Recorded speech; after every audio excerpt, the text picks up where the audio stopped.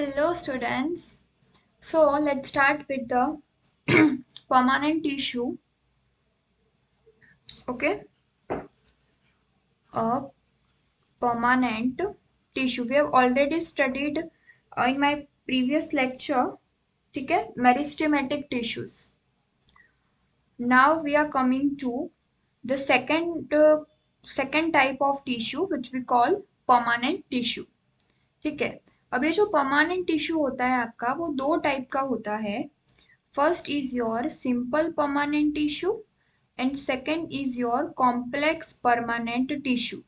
ठीक है, permanent tissue का मतलब क्या होता है, जिसे कोई काम आपने अलॉट कर दिया है. ठीक है, जो योर मेरिस्टेमेटिक टिश्यू जो कॉन्स्टेंटली डिवाइड कर रहा है, बट योर परमानेंट टिश्यू उसे अलॉट कर दिया गया है कोई पर्टिकुलर फंक्शन.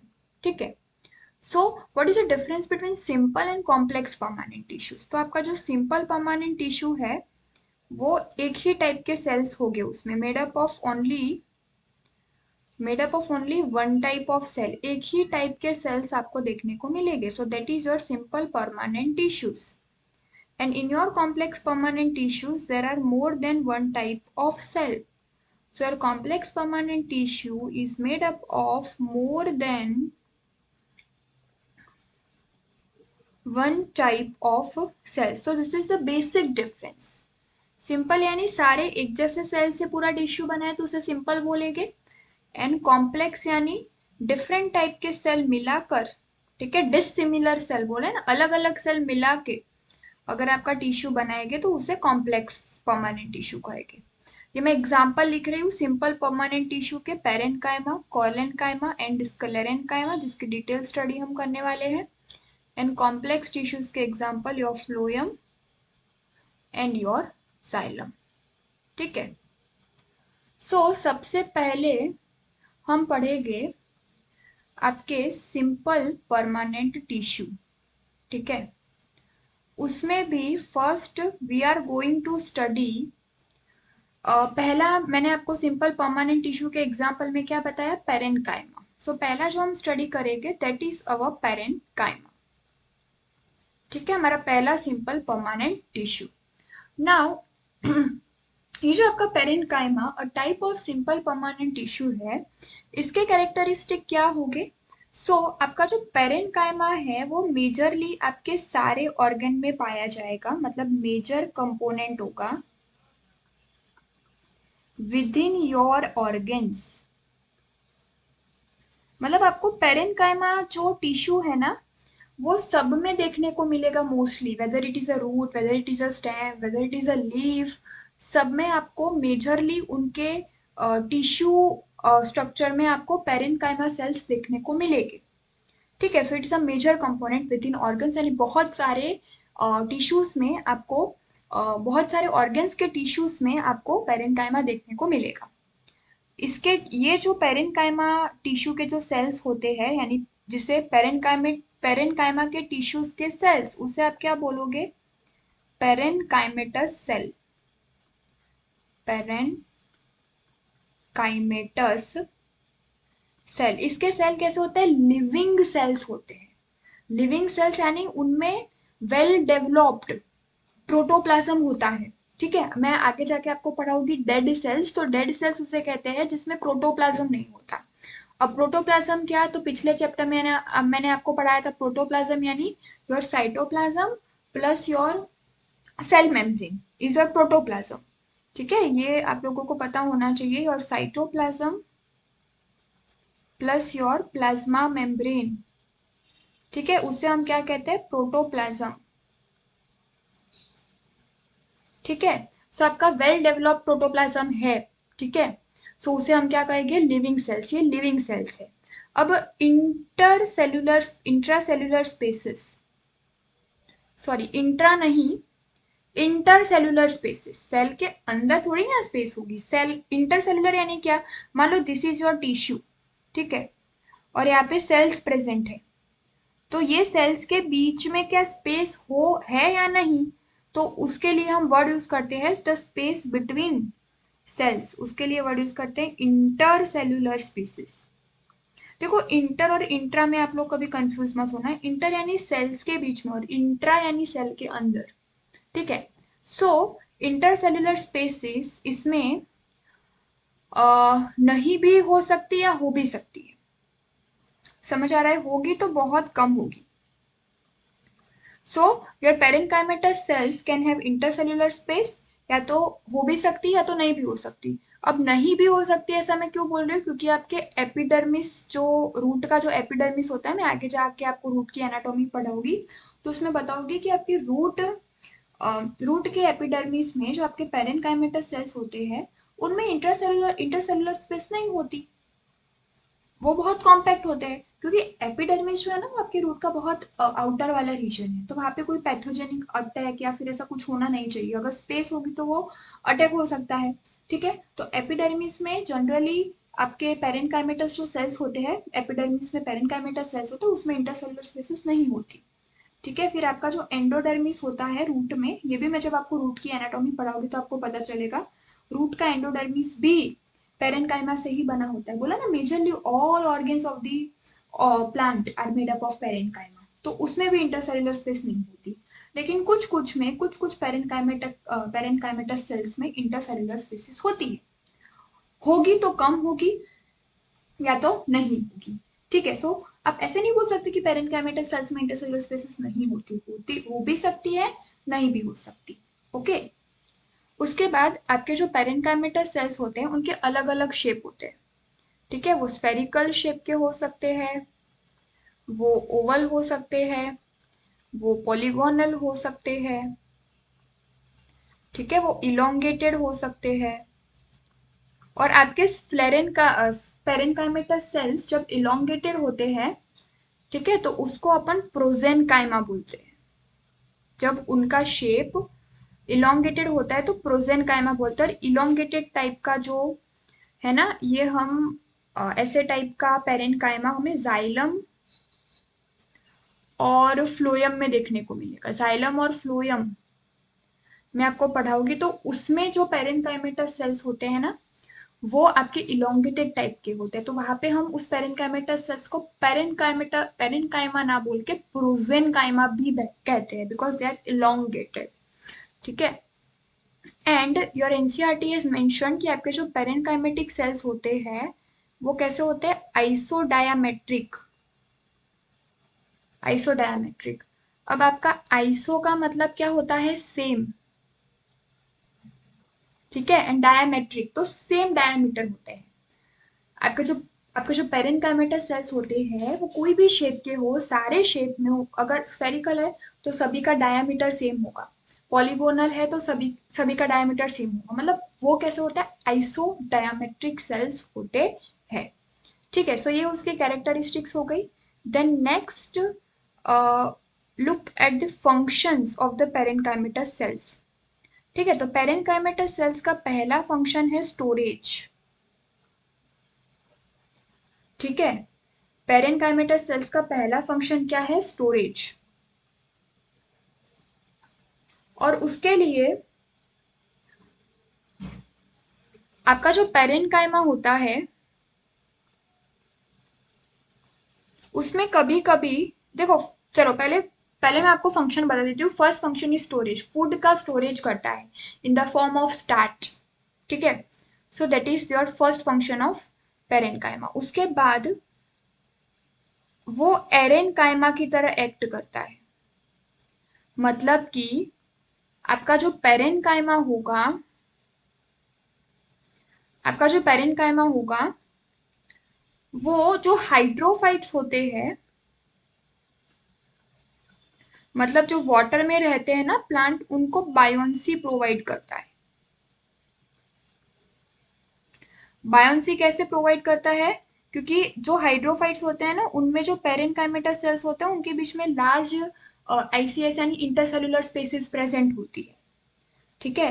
तो लार्ज इंटरसेल्युलर स्पेसिस प्रेजेंट होगी, मान लो उनके लीव्स में, this is your aquatic plant, ठीक है, हाइड्रोफाइट, फाइट यानी प्लांट, हाइड्रो यानी वाटर, वाटर में रहने वाला प्लांट, ठीक है। इसके अंदर जो पेरेन्काइमा है वो बिल्कुल उसके बीच में बहुत सारी इंटरसेल्युलर स्पेसिस है, तो वो उसको बायोन्सी प्रोवाइड करेगा, मतलब फ्लोट होने देगा पानी में। सो और ऐसे टाइप का जो पेरेन्काइमा होता है जो पानी में लीफ को फ्लोट होने देता है, उसको बायोन्सी प्रोवाइड करता है एक्वाटिक प्लांट्स को, हाइड्रोफाइट्स को, उसको हम बोलते हैं एरेनकाइमा। ठीक है। Then third is your secretion. So जो इर्गास्टिक सब्सटेंस होते हैं, इर्गास्टिक यानी जो वेस्टफुल सब्सटेंस होते हैं, जो प्लांट की बॉडी को उसकी नीड नहीं होती, for example your gums, your resins, तो इन सब का सिक्रेशन जो है वो प्लांट करते हैं। So it is also the function of your parenchyma. ठीक है। और स्टोरेज में कई कई बार क्या होता है, आपका जो पेरेन्काइमा है, मतलब पेरेन्काइमेटस, पेरेन्काइमेटस जो सेल्स है आपके, पेरेन्काइमा टिश्यू यानी पेरेन्काइमेटस सेल्स, उनमें कभी कभी कुछ कुछ पेरेन्काइमा में क्लोरोप्लास्ट होता है। क्लोरोप्लास्ट होगा तो वो क्या कर पाएंगे, फोटोसिंथेसिस कर पाएंगे और अपने अंदर क्या बना पाएंगे, फूड बना पाएंगे। ठीक है। पेरेन्काइमेटस सेल्स खुद में वो फोटोसिंथेसिस करने लगेंगे बिकॉज दे कंटेन क्लोरोप्लास्ट, और क्लोरोप्लास्ट होगा तो वो फोटोसिंथेसिस भी कर पाएंगे और अपना फूड खुद बना पाएंगे, उसे स्टोर कर पाएंगे। स्टोरेज में समझ आ गया। और ऐसे टाइप का मतलब वो खुद से फोटोसिंथेसिस कर रहे हैं और खुद से फोटोसिंथेसिस ग्लूकोज बना के खुद में स्टोर भी कर रहे हैं। सो वो उनका फंक्शन हो गया। और ऐसे टाइप के पेरेन्काइमा को क्या बोलेंगे, जिसके अंदर क्लोरोप्लास्ट है, क्या बोलेंगे, क्लोरेनकाइमा। देखो तीन चीजें मैंने आपको पढ़ाई। The parenchyma which contain your chloroplast, ठीक है, तो उसे बोलेंगे क्लोरेनकाइमा। पेरेन्काइमा जो एक्वाटिक प्लांट यानी हाइड्रोफाइट में बायोन्सी प्रोवाइड करने का काम करता है, तो एरेनकाइमा। तीसरा मैंने ऊपर पढ़ा है जाइलम फ्लोएम में वो इलोंगेटेड हो जाता है, तो प्रोजेनकाइमा। ठीक है। सो एरेनकाइमा, प्रोजेनकाइमा, क्लोरेनकाइमा सारे क्या है, पेरेन्काइमा। ठीक है। और ये जो मैंने आपको तीन पढ़ा है, स्टोरेज, देन ये वाला फंक्शन दैट इज बायोन्सी, ठीक है, and third is your secretion. So all these three are the functions that are carried by your parenchymal tissue या parenchymatous cells. इतनी बातें समझ में आ गई। Now next we come to the second simple permanent tissue which is your collenchyma. Okay. अब हाँ, एक और बात आपको पेरेन्काइमा में जो याद रखनी है वो क्या है, इसकी सेल वॉल कैसी होती है, तीन सेल वॉल होती है सेल्यूलोज की बनी।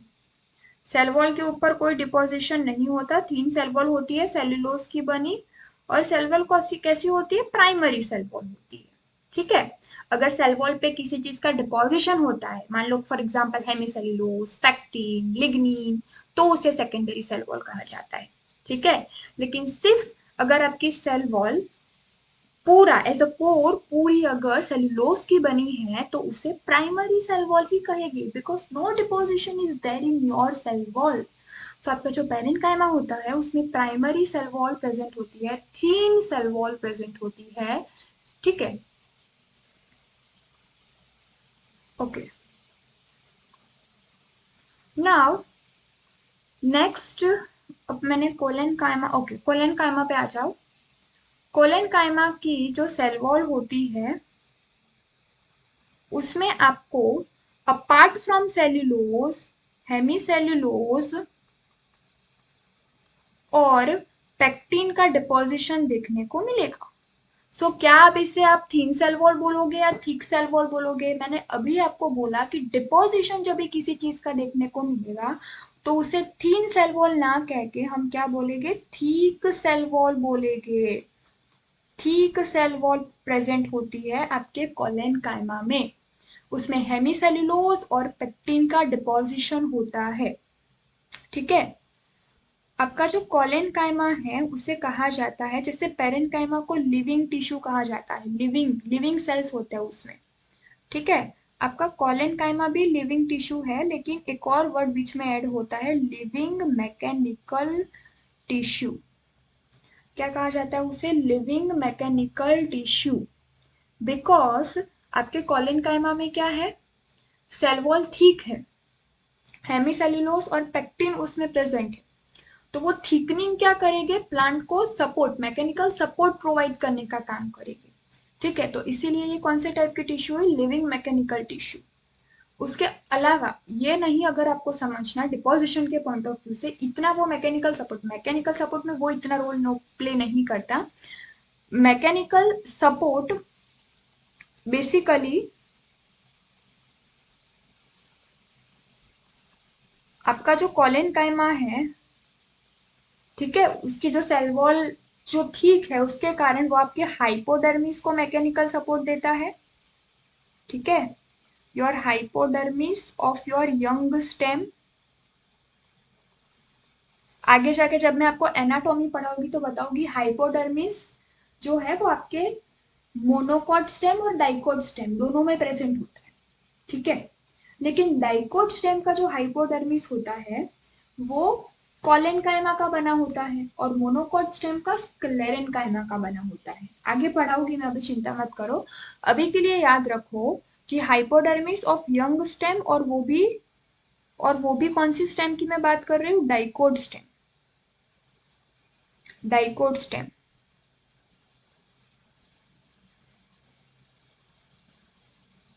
उसमें ही आपको हाइपोडर्मिस क्या प्रोवाइड करता है, मैकेनिकल सपोर्ट प्रोवाइड करता है टू यंग स्टेम। ठीक है,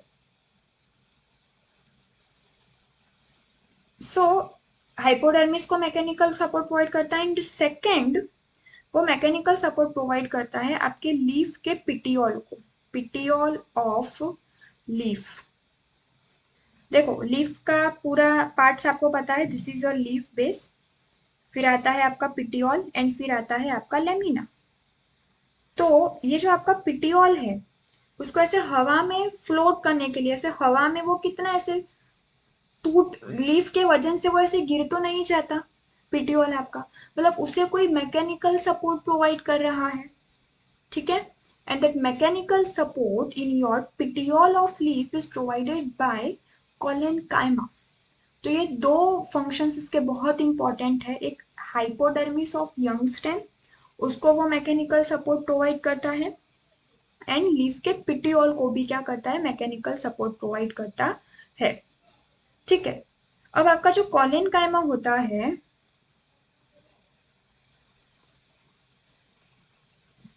ठीक है, कॉलन कायमा is present in layers, homogeneous layers, मतलब सारी सेम टाइप की लेयर्स होगी या तो पैचेस, डिफरेंट टाइप की लेयर्स, होमोजीनियस लेयर या पैचेस में भी प्रेजेंट हो सकता है। ठीक है, below your epidermis, below your epidermis. तो ये आप कैसे समझोगे, मैंने आपको बताया ना कि या आपके डाइकोट स्टेम में जो हाइपोडर्मिस होता है वो आपके एपिडर्मिस के नीचे ही होता है। ठीक है, तो आपके एपिडर्मिस के नीचे जो हाइपोडर्मिस होगा वो लेयर्स में प्रेजेंट होता है, होमोजीनियस लेयर्स में प्रेजेंट होता है, या फिर पैचेस के प्रेजेंट में, पैचेस के फॉर्म में प्रेजेंट होता है कॉलन कायमा। अभी के लिए इतना याद रखो, ये सब एनाटॉमी में बिल्कुल क्लियर हो जाएगा। अभी सिर्फ उसका ऑकरेंस याद रखो कि इन होमोजीनियस लेयर्स और इन patches, and below your epidermis is your hypodermis. ठीक है, इन योर डाइकोट स्टेम, क्योंकि हाइपोडर्मिस आपका मोनोकॉट स्टेम में नहीं होता, मोनोकॉट स्टेम में होता है लेकिन स्क्लेरेन काइमा का होता है, कॉलन काइमा का नहीं होता। ठीक है, उसके बाद मैंने जैसे आपको पेरेन्काइमा में बताया था कि पेरेन्काइमा के जो आपके सेल्स होते हैं ना, वो क्लोरोप्लास्ट कंटेन कर सकते हैं और क्लोरेनकाइमा में कन्वर्ट हो सकते हैं। वैसे ही आपके जो कॉलेनकाइमा के सेल्स होते हैं, दे ऑल्सो में कंटेन क्लोरोप्लास्ट। उनमें भी जरूरी नहीं है कि क्लोरोप्लास्ट होता ही है, अगर जरूरत पड़ी तो दे मे कंटेन क्लोरोप्लास्ट। ठीक है, होना ही ऐसा जरूरी नहीं है। ठीक है, so now your next simple permanent tissue is your sclerenchyma। आपके कॉलेनकाइमा को मैंने क्या बोला था, living mechanical tissue, mechanical tissue था लेकिन लिविंग था। ये भी मैकेनिकल टिश्यू है लेकिन डेड है। It is your dead mechanical tissue. ठीक है। और इसमें आपकी सेल वॉल कैसी होगी? सेकेंडरी होगी। अपार्ट फ्रॉम सेल्यूलोज उस पे पेक्टिन सॉरी लिग्निन का डिपोजिशन होगा। लिग्निन का डिपोजिशन होगा। देखो, कहीं पे भी किसी भी बुक में या फिर आपकी एनसीईआरटी में ऐसा नहीं लिखा कि कोलेनकाइमा में सेकेंडरी सेल वॉल होती है।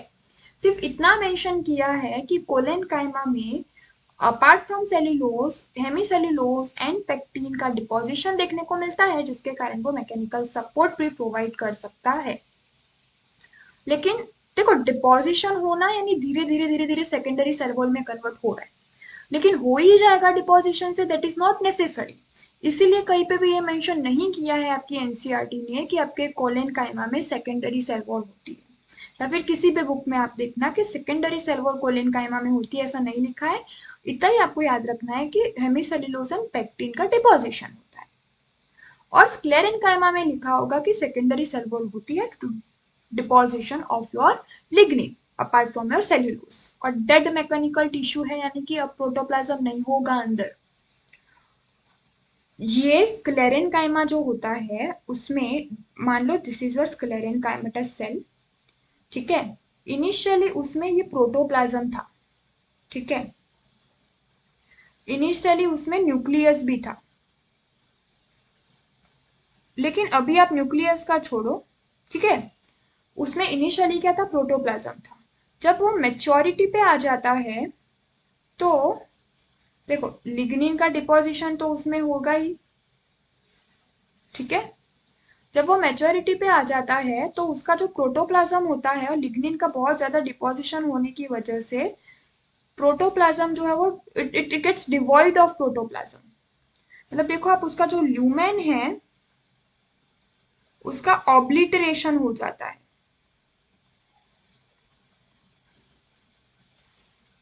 और डिवॉइड ऑफ प्रोटोप्लाज्म, प्रोटोप्लाज्म बिल्कुल ना के बराबर हो जाता है। इसीलिए हम उसे क्या बोलते हैं? Dead mechanical tissue. इसमें प्रोटोप्लाज्म रहा ही नहीं, तो कोई भी डेड चीज का काम क्या होगा? प्रोटोप्लाज्म ही नहीं रहा तो मैकेनिकल सपोर्ट प्रोवाइड करना। ठीक है। तो डेड टिश्यू अगर आप कहीं पे पढ़ो कि भाई इस ये टिश्यू डेड टिश्यू है, सो डेड टिश्यू का एक ही काम होता है, मैकेनिकल सपोर्ट प्रोवाइड करना प्लांट को। ठीक है। स्ट्रेंथ प्रोवाइड करना प्लांट को।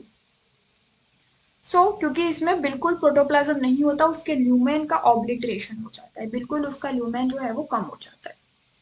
आपके जो स्क्लेरेनकाइमा होते हैं ना, स्क्लेरेनकाइमा टिश्यूज में आपको दो टाइप के सेल्स देखने को मिल सकते हैं। फर्स्ट इज योर, एक होते हैं फाइबर वाले cells, fibres, and second is sclereids. जो फाइबर्स वाले स्क्लेरेनकाइमेटस सेल्स है, दे आर, उनके जो एंड्स होते हैं वो टेपरिंग होते हैं, और यहाँ पे उनके लिग्निन का डिपोजिशन तो होता ही है। ठीक है। दिस इज ये लिग्निन का डिपोजिशन।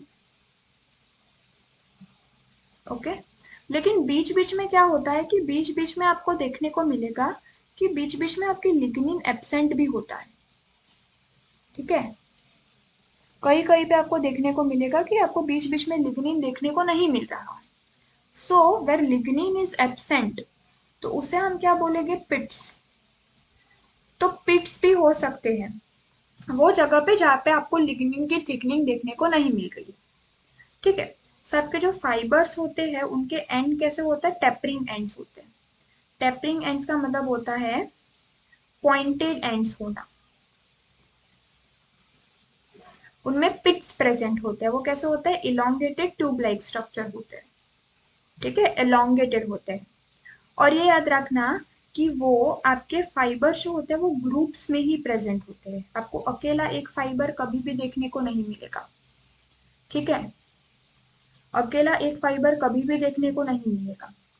जैसे दोस्तों में होता है ना, अकेला एक दोस्त कभी नहीं, एक दोस्त वो दूसरे अपने बेस्ट फ्रेंड के साथ ही देखने को मिलेगा। वैसे फाइबर्स भी दूसरे फाइबर, तीसरे फाइबर, सब फाइबर्स के झुंड में ही देखने को मिलेगा। अकेला एक फाइबर कभी भी देखने को नहीं मिलेगा। तो दे एग्जिस्ट इन ग्रुप, कभी भी आपको वो सिंगल देखने को नहीं मिलेगा। और इसमें पिट्स भी प्रेजेंट हो सकते हैं। आपके जो स्क्लेरिड्स होते हैं वो ऐसे होते हैं, सर्कुलर। ठीक है, वो इलोंगेटेड नहीं होते, इन शॉर्ट इतना याद रखो, इलोंगेटेड नहीं होते, आपके फाइबर्स के जैसे इस टाइप के होते हैं। इनमें भी लिग्निन का डिपोजिशन तो होगा ही।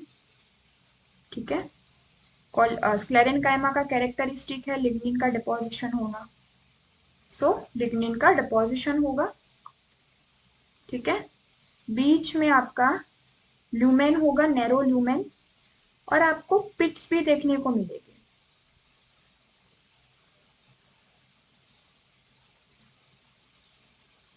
देखो ये जो जगह है ना, ये पूरा, ये पूरा this is filled with your lignin. यहाँ पे भी लिग्निन है, यहाँ पे भी लिग्निन है। ठीक है, यहाँ पे भी आपका लिग्निन है, यहाँ पे भी आपका लिग्निन है। जो आपको खाली स्पेस नजर आ रही है ना, ये स्पेस जहाँ पे आपका लिग्निन नहीं है, where your lignin is absent, उसे हम बोल देंगे पिट्स। मतलब पिट्स भी दोनों में प्रेजेंट होते हैं। ठीक है, और ये आपके स्फेरिकल भी हो सकते हैं, जो मैंने आपको दिखाया वैसे ओवल हो सकते हैं, सिलिंड्रिकल हो सकते हैं। ठीक है, शेप्स आपको कभी एनसीईआरटी नीट की एग्जाम में इतना शेप्स पे ध्यान मत देना, हाँ कि ये शेप्स हो सकते हैं, एक दो बार आप लोग देख लेना। और इसका ये ल्यूमेन है, वो कैसा है, नैरो ल्यूमेन। ठीक है, उसके बाद your most important thing is lumen का स्पेलिंग। आपके स्क्लेरिड्स जो होते हैं ना, कोलेनकाइमा यानी सॉरी स्क्लेरेनकाइमा यानी कि डेड सेल है, प्रोटोप्लाज्म नहीं है, लिग्निन का थीक डिपोजिशन है, तो मैकेनिकल सपोर्ट प्रोवाइड करते हैं। दो टाइप के हो सकते हैं, फाइबर्स और स्क्लेरिड्स। ठीक है, अब ये जो स्क्लेरिड्स है उसमें आपको एनसीईआरटी ने कुछ एग्जांपल्स दिए हैं कि स्क्लेरिड टाइप के जो स्क्लेरेनकाइमेटस सेल्स है, यानी ऐसा पूरा टिश्यू आपको कहाँ कहाँ देखने को मिलते हैं। सो sclerids are found in your fruit walls of nuts and almond. ठीक है, देन ये पहला एग्जांपल। सेकंड, पल्प यानी जो खाते हो आप, खाने वाला जो पार्ट होता है आपके, ग्वावा में, पियर में, एंड सपोटा, सपोटा यानी चीकू। ठीक है, तो उसके पल्प में होता है। देन योर जामफल हो गया। ठीक है, बबू पोचा पियर हो गया, चिकू हो गया। Now third is your leaves of tea, tea के लीव्स में भी स्क्लेरिड्स पाए जाते हैं। ठीक है, and fourth is your seed coat of legumes. Trick नहीं है मेरे पास, कैसे याद रखना है, ध्यान में रखना एग्जाम्पल्स। ठीक है, रटने की जरूरत नहीं है, ध्यान में रखना सब। अगर पूछे आपको कि स्क्लेरिड्स कहाँ पे प्रेजेंट होता है, तो कोई भी एग्जाम्पल जो मैच इससे अलग हो इसको आप चूज कर सकते हो, ये आपके माइंड में रह जाएंगे। इतने हार्ड नहीं है। Pulp of guava, pear and sapota fruit walls में होते हैं। Fruit walls nut and almond की तो हार्ड होती है, और स्क्लेरेनकाइमा भी हार्ड होता है। ठीक है, डेड टिश्यू है, लिग्निन का डिपोजिशन है तो हार्ड होगा। टीके लीव्स में होता है, लेग्यूम्स के सीड कोट में भी होता है। ठीक है, this much are the examples. अब इसकी एनसीईआरटी रीडिंग भी हम एक बार कर लेते हैं, आपके सिंपल परमानेंट टिश्यूज की।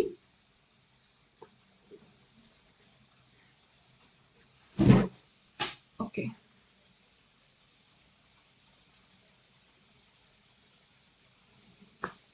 सो परमानेंट टिश्यू क्या होता है? अरे यार,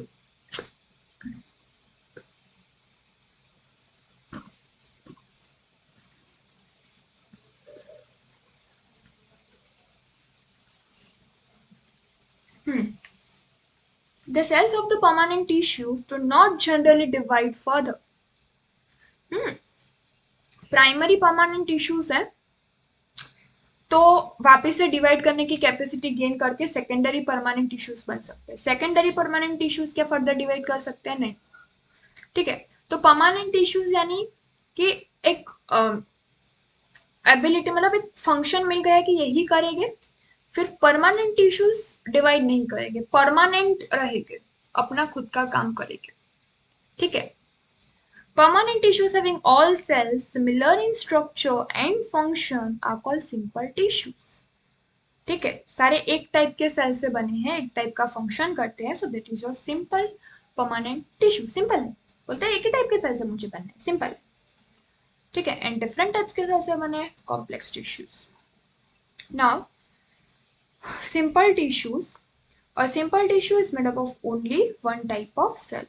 ठीक है, ये चीज मैंने आपको बताई। और पेरेन्काइमा, कोलेनकाइमा एंड स्क्लेरेन्काइमा आपके सिंपल टिश्यूज हो गए।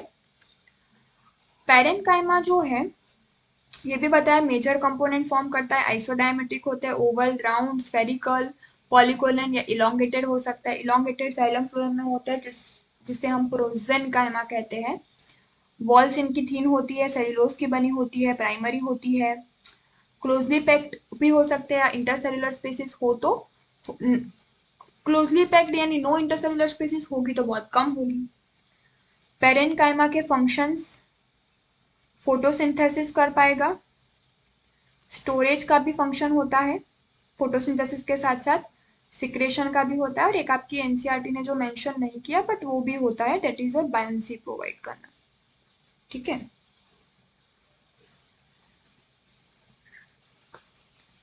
Then next your collenchyma. Collenchyma layers में होती है बिलो योर एपिडर्मिस। ठीक है, इन डायकोटिलेडोनस प्लांट। अब ऐसा क्यों लिखा? क्योंकि your collenchyma is absent in your monocotyledons। याद रखना, मैंने आपको बोला था डाइकोट स्टेम फंक्शन में, देखो आगे लिखा होगा, they provide mechanical support to growing part of plant, जैसे कि यंग स्टेम हो गए, लीफ के पेटियोल हो गए। यंग स्टेम के भी, यंग स्टेम के हाइपोडर्मिस को वो मैकेनिकल सपोर्ट प्रोवाइड करते हैं। और हाइपोडर्मिस जो होता है ना, मोनोकॉट डाइकोट दोनों में होता है, लेकिन मोनोकॉट में स्क्लेरेन्काइमा का बना होता है हाइपोडर्मिस, और डाइकोट में कोलेनकाइमा का, तो इसीलिए लिखा है। और हाइपोडर्मिस आपके रूट्स में नहीं होता। मेरी बात समझ रहे हो? यहाँ पे ऐसा मैं क्यों बोल रही हूँ कि they are absent in monocotyledons, क्योंकि आपकी एनसीईआरटी ने सिर्फ डायकोटिलेडनस लिखा है। ठीक है, तो आप कहीं कहीं रेफरेंस बुक्स पढ़ोगे तो उसमें देखोगे ऐसा लाइन लिखा होगा कि collenchyma is absent in monocotyledons, and your NCERT वो डायरेक्टली नहीं लिखती, बट वो लिखती है कि it is present below epidermis in dicotyledonous plant. So simply यही कहना चाहती है कि मोनोकॉट्स में नहीं होगा। ठीक है, अब आप बोलोगे मैम आपने मोनोकॉट स्टेम में क्यों नहीं होता, उसका रीजन तो समझा दिया, क्योंकि उसमें हाइपोडर्मिस तो होता है लेकिन वो स्क्लेरेन्काइमा का होता है, जबकि डाइकोट में हाइपोडर्मिस कोलेनकाइमा का होता है, तो इसलिए वहां पे बोल दिया कि डाइकोट में कोलेनकाइमा होता है। रूट में क्यों मैम ना बोल दिया कि नहीं होता, क्योंकि रूट में हाइपोडर्मिस ही नहीं होता, तो कोलेनकाइमा या स्क्लेरेन्काइमा की तो बात ही नहीं आएगी। ठीक है, सो याद रखना collenchyma is absent in monocotyledons. Homogeneous layer में भी हो सकता है, पैचेस में भी हो सकता है। और हेमिसेलुलोज एंड पेक्टिन का डिपोजिशन होता है, शेप्स याद रखने की जरूरत नहीं, स्फेरिकल, ओवल, पॉलीगोनल हो सकता है। Often contain chloroplast, often. ठीक है, कभी कभी, और जब क्लोरोप्लास्ट होगा तो एसिमिलेट फूड बनाने का काम करेगी। Intercellular spaces are absent. They provide mechanical support to growing part of plant, जैसे कि यंग स्टेम की हाइपोडर्मिस हो गई, लीफ का पेटियोल हो गया। शायद मैंने आपको पहले नहीं बताया था, लेकिन your collenchyma have no intercellular spaces present in between them. ठीक है, इंटरसेलुलर स्पेसिस इसमें एब्सेंट होती है। आई थिंक मैंने जब आपको स्लाइड में थियरी पढ़ाई तब मैंने आपको नहीं बताया। ठीक है, मैंने आपको पेरेन्काइमा का बताया था, होगी तो कम होगी या फिर नहीं होगी, लेकिन कॉलेनकाइमा में एब्सेंट होती है, बिल्कुल ही नहीं होती। ठीक है, next comes to your sclerenchyma. Sclerenchyma consists of long narrow cells with thick and lignified cell wall having a few or numerous, जरूरी नहीं बहुत सारी होती, few to numerous. They are usually dead. The collenchyma is a living mechanical tissue because they have their protoplasm. But your sclerenchyma is a dead mechanical tissue. Both are mechanical tissue, but collenchyma is living mechanical tissue because protoplasm होता है. Sclerenchyma is dead mechanical tissue because protoplasm नहीं होता, without protoplast. ठीक है, protoplasm plus your cell wall is equal to protoplast. On the basis of variation in form, structure, origin and development, sclerenchyma may be either fibers or sclerates. मतलब it can be of two types. It can be fiber or it can be sclerid also. It depends on the origin, it depends on the development and plus structure. Fibers होगा तो tapering end होगा, sclerid होगा तो cylindrical होगा. The fibers are thick walled, elongated, pointed यानी कि tapering होते हैं. Generally occurring in groups कहा था मैंने. In various parts of man. Sclerid spherical भी हो सकते हैं, oval भी हो सकते हैं, cylindrical जैसे गोल मटोल होते हैं. Highly thickened dead cell walls with very narrow cavities, ये भी मैंने आपको पॉइंट लिखा दिया था, नैरो कैविटीज होती है उनमें. ठीक है, और एग्जांपल्स कहाँ पे आपके स्क्लेरिड्स पाए जाते हैं? In fruit walls of nut, pulp of fruit like guava, pear and sapota, seed coat of legumes and leaves of tea. Mechanical support provide करते हैं आपको स्क्लेरेनकाइमा. इसी के साथ साथ एग्जांपल्स तो हमने देख लिए. मतलब देखो, ये जो पहली फिगर है ना, दिस इज पेरेन्काइमा, जहां पे आपको स्मॉल इंटरसेल्युलर स्पेसेस दिख रहे हैं. ठीक है, ये जो फिगर है थिक एंड कॉर्नर्स प्रोटो, हाँ अभी आप अपने वर्ड प्रोटोप्लास्ट पढ़ा थे, तो प्रोटोप्लाज्म यानी cytoplasm plus cell membrane, and if it includes your cell wall, protoplasm plus cell wall, तो उसे प्रोटोप्लास्ट कहते हैं. वैक्यूल, ये आपको कौन सा बताया? सेकंड जस्टिफाई करो. देखो देखो यहाँ पे इंटरसेलुलर स्पेसेस सेल्स के बीच में बिल्कुल प्रेजेंट नहीं है, तो ऑफ कोर्स ये कॉलेनकाइमा है, क्योंकि कॉलेनकाइमा एनसीईआरटी लिखती है no intercellular spaces. So this is your figure of collenchyma. उसके बाद की बची कौन सी? स्क्लेरेनकाइमा. तो ये स्क्लेरेनकाइमा का फाइबर वाला फॉर्म हो गया, स्क्लेरिड वाला फॉर्म हो गया. ठीक है, इसमें ये ल्यूमेन, ये ठीक इसके लिग्निफाइड वॉल्स प्लस इसकी सेल वॉल्स, और पिट्स भी होते हैं बीच बीच में. ठीक है, शो नहीं किए पिट्स, यहाँ पे देखो शो किए हैं. Narrow cavity that is lumen and thick cell wall होगा. So in the next class we will study xylem और phloem, जो complex permanent tissues है वो पढ़ेंगे. अभी यहाँ तक ही रखते हैं. Okay, thank you so much.